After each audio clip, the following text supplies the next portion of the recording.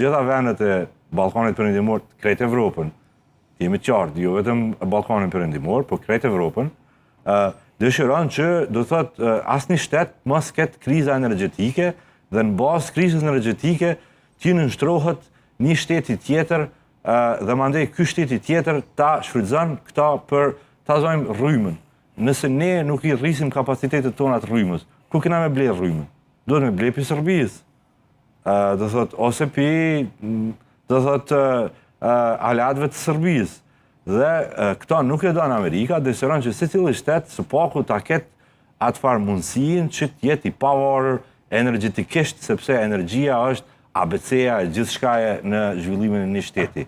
Dhe nuk është që ne tashti për një moment kthehemi krejt në gaz. Po është opcion i mirë për Kosovën që në momentet krizës ta shfrytëzojë edhe gazin.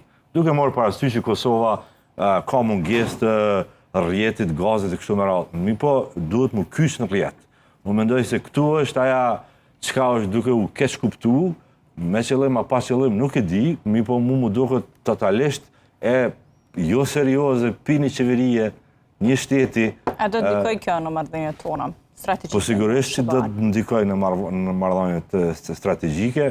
Do thotë aja vetëm arsye pse Shtetet e Bashkuara janë duke lanë këtë situatë, kështu janë duke na kthyer me çudinë më të madhe, pse jemi të thonë jo, do thotë sepse për ndryshe Shtetet e Bashkuara ne kemi pa që i ka do thotë çu në ajër 2 gypa nëntoksor, 3 gypa nëntoksor që e kanë lidhur Gjermaninë me Rusinë.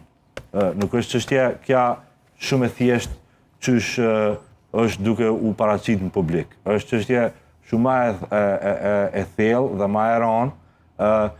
Po mënyra që është paraqit publik është pak mënyrë këtë si provasore,